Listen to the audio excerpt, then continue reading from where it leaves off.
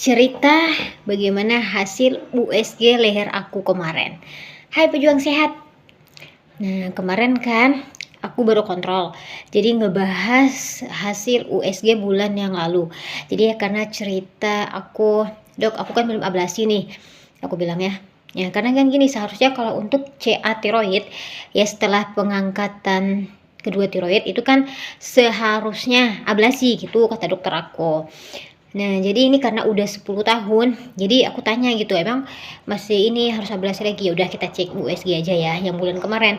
Jadi di USG nih bulan kemarin. Terus kemarin lah baru ngelihat hasilnya. Jadi kata dokter, "Ya, ya udah lama ya, udah 10 tahun ya," kata dokter.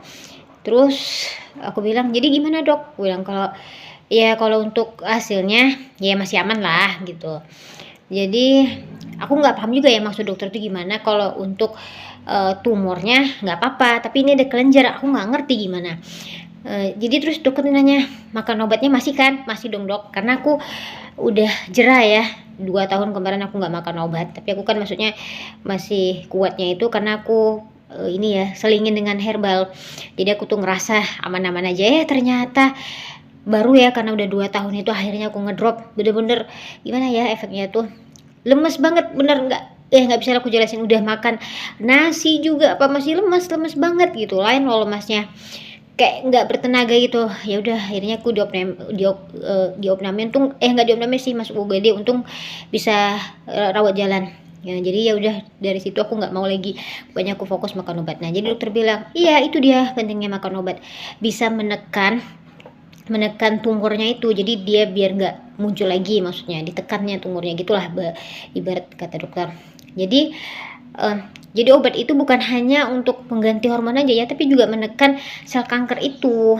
Nah, kalau dokter aku ya, dua dokter aku, dia nggak ada ini ya, misalnya ngasih pantangan untuk makan apa yang harus dipantang, nggak ada.